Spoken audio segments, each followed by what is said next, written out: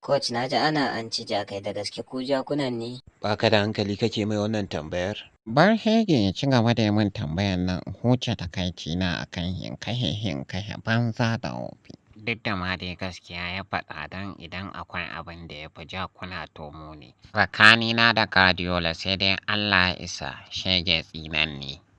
Haba Ansalatu ba girman ka bane sai a iya cewa borin kunya ne. To amma ka cika baki kafin wasan kana ta cika baki kana wasu maganganu ya aka yaka kuma ta zo ta faru.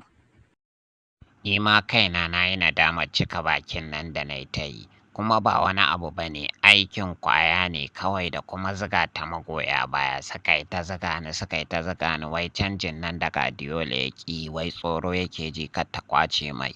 Ni kuma da ke gauɗe ne na hau na kama na zauna.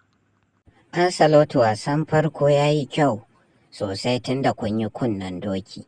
Amma wasa na biyu nan da ya za ka iya misalta mana shi. Sannan kuma ka yi nadama cika bakin da ka yi?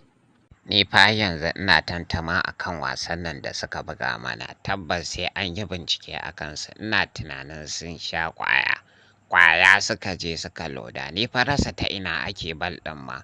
Ka ga bal ɗin da wancan jakin Militao ɗin ya yi on goal har na tafi celebration.